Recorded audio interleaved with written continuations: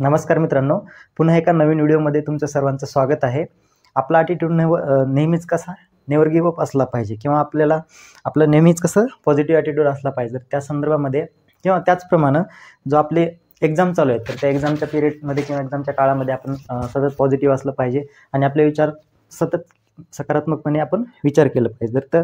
तर आपण या व्हिडिओमध्ये जास्तीत जास्त कसे मार्क पडतील किंवा इंग्लिश हा सब्जेक्ट जो आहे तो आपली लँग्वेज स्टडी किंवा लँग्वेजचे जे सब्जेक्ट आहेत मराठी, हिंदी आणि इंग्रजी, तर त्या तिन्हीमध्ये सगळ्यात अवघड जाणारा तो विषय म्हणजे आपला इंग्लिश आहे.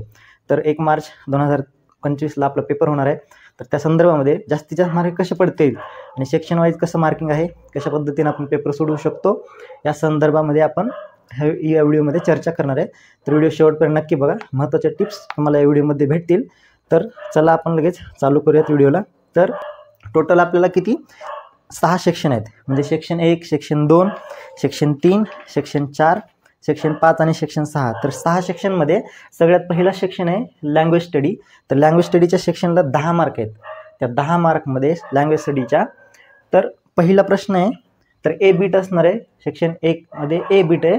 तर ए बीटमध्ये किती 6 क्वेश्चन तुम्हाला विचारले जातील. त्या 6 पैकी तुम्हाला 4 सोडवायचे, प्रत्येकी 2 मार्क आहेत. तर पहिला प्रश्न त्याच्यामध्ये काय विचारला जाईल त्यांच्याकडून, तर complete the following words by using correct letters. तर हा प्रश्न आहे. तर तुम्हाला ते लेटर्स देतील, त्यामध्ये तुम्हाला ते जे मिसिंग लेटर आहे तर तो लिहायचा. एकदम सिम्पल क्वेश्चन असतो तो. तर लँग्वेज स्टडीचा मी अगोदर सांगितल्याप्रमाणे तुम्हाला 10 पैकी 10 मार्क पडलेच पाहिजेत लँग्वेज स्टडीमध्ये. आणि शेवटचा जो सेक्शन आहे सेक्शन नंबर 6, तर तो सेक्शन आहे स्किल डेव्हलपमेंटचा. तर लँग्वेज स्टडीचे 10 आणि स्किल डेव्हलपमेंटचे 5 मार्क. तुम्हाला हे 5 मार्क पडलेच पाहिजेत. तर पहिला प्रश्न झाला तुमचा. दुसरा क्वेश्चन आहे put the following words in alphabetical orders. तर दुसरा सुद्धा क्वेश्चन सोपा आहे. 1 म्हणजे 2 असते त्याच्यामध्ये तुम्हाला 2 मार्कासाठी. त्यानंतर तिसरा प्रश्न असणार आहे पंक्च्युएशन मार्क. लँग्वेज स्टडीमध्ये बघतोय आपण.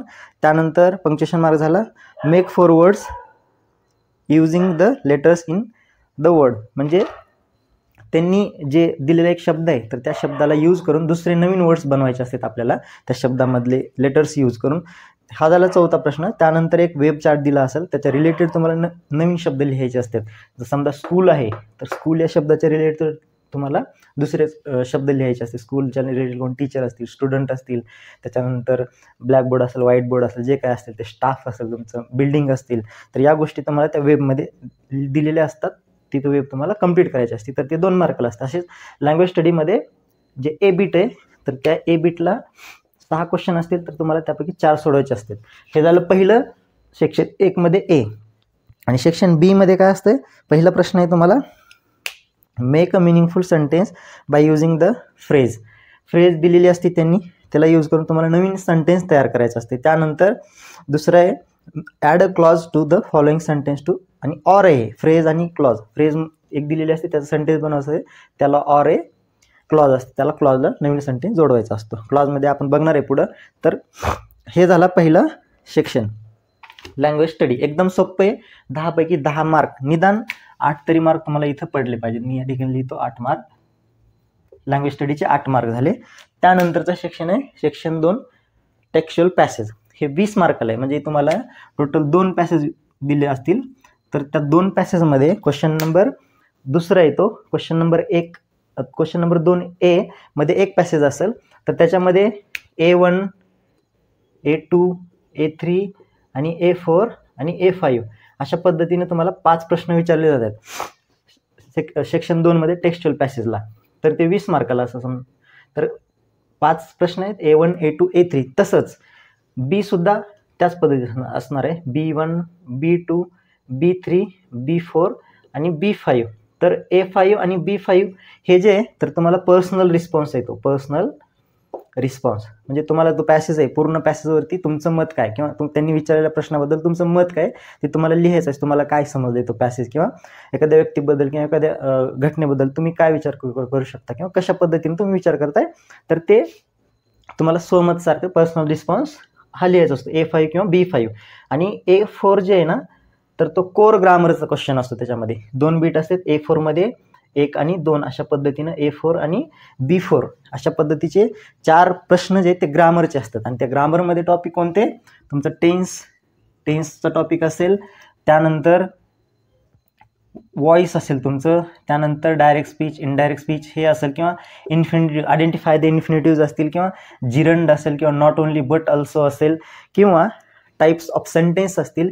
याच्यापैकी कुठलंही एका टॉपिकवरती ते प्रश्न विचारतील. म्हणजे A4 मध्ये सेक्शन 2 मध्ये A4 आणि B4 सेक्शन 2 जा असेल तो टेक्स्च्युअल पॅसेज आहे 20 मार्काला. हे जर टेक्स्च्युअल दुसरा सेक्शन झाला.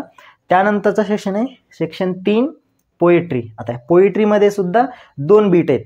पहिला बीट आहे तुम्हाला एक पोएम दिली जाईल, त्या पोएमवरती आधारित 3 प्रश्न असतात. A1, A2 आणि A3. 2-2 मार्काचे 2 प्रश्न आणि 1 मार्काचा 1 प्रश्न असतो. 2 मार्क A1, 2 मार्क A2 आणि A3 जो आहे तो 1 मार्काला असतो. 99% तर तुम्हाला A3 हा रायमिंग वर्ड्स लिहायचे सांगितलेले असतात त्या पोएमवरच्या आधारित किंवा पोएमच्या आधारित.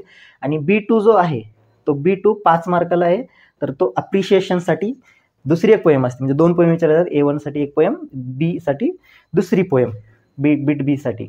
तर ॲप्रिशिएशनला 5 मार्क आहेत. तर ॲप्रिशिएशनमध्ये टोटल 5 पॉईंट आहेत. पहिला पॉईंट आहे तुमचा पोएट लिहायचं असते किंवा टायटल. पहिलं पॉईंट आहे टायटल म्हणजे पोएमचं नाव.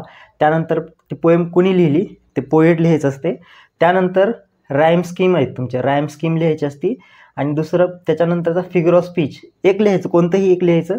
आणि सगळ्यात शेवटी आहे तुमची थीम किंवा सेंट्रल आयडिया. त्या पोएममधून आपण काय शिकतो किंवा पोएममधून त्या पोएटला काय म्हणायचं आहे. तर हे 1, 2, 3, 4 आणि थीमचं एक 5. हे 5 पॉईंट आहेत. टायटलला अर्धा मार्क, त्याच्यानंतर पोएटला अर्धा मार्क, राईम स्कीमला 1 मार्क आणि फिगर ऑफ स्पीचला 1 मार्क. किती झाले? 1, 2, 3 आणि थीमला तुमच्या 2 मार्क. म्हणजे टोटल 5 मार्क तुम्हाला इथं ते दिलेले आहेत. तर त्या 5 पैकी 5 पडलेच पाहिजेत. निदान 4.5 तरी तुम्हाला मार्क तिथं पडले पाहिजेत. हे झालं सेक्शन 3 पोएट्री 10 मार्काचा. आता सेक्शन नंबर 4 आहे. सेक्शन नंबर 4 आणि सेक्शन नंबर 2 जे आहे ना ते तुम्हाला पॅसेज आहेत. एक सीन पॅसेज आणि अनसीन पॅसेज.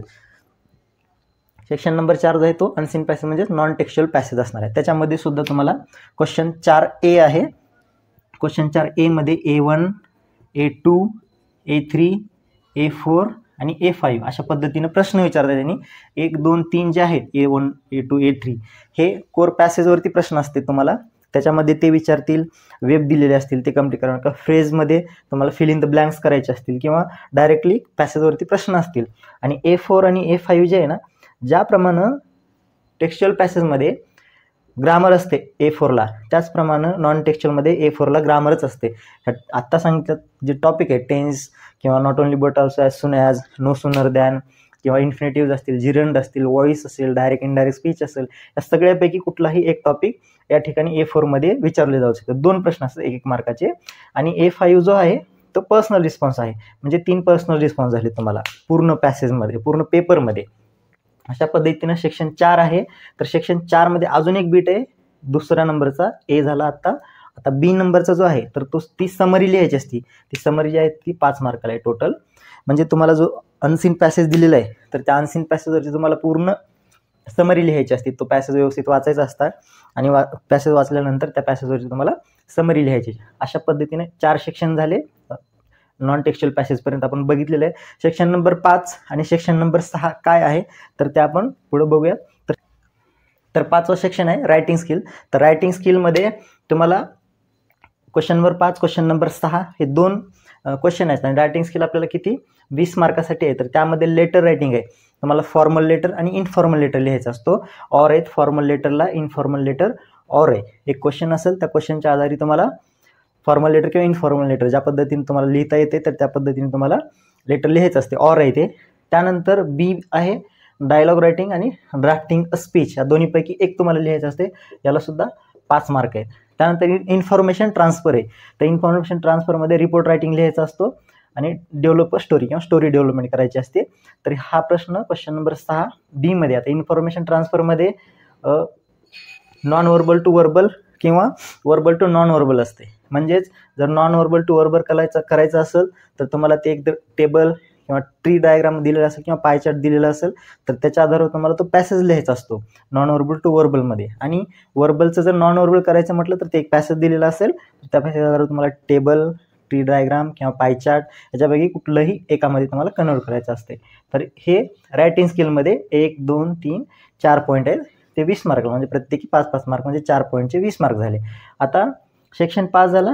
सेक्शन 6 मध्ये ट्रान्सलेशनचा भाग आहे पूर्ण. त्याच्यामध्ये तुम्हाला वर्ड ट्रान्सलेट करायचे असतात, त्यानंतर सेंटेन्स दिलेले ट्रान्सलेट करायचे असतात, आणि दुसरी गोष्ट आहे प्रोवर्ब्स किंवा म्हणी जे दिलेत त्यांनी, तर त्यासुद्धा ट्रान्सलेट करायच्या असतात. त्यामुळं मी अगोदर म्हटलो की तुम्हाला सेक्शन 6 आणि सेक्शन 1 म्हणजे सेक्शन 1 आणि सेक्शन 6 हे जे तुम्हाला बोनस आहे, म्हणजे सेक्शन 1 मधले 10 मार्क आणि सेक्शन 6 मधले 5 मार्क, हे टोटल 15 मार्क जे आहेत ना तुमचे बोनस आहेत. 15 मार्क पडले म्हणजे पडलेच पाहिजे, तरच तुम्हाला 95 स्कोर प्लस करता येतो इंग्लिशमध्ये.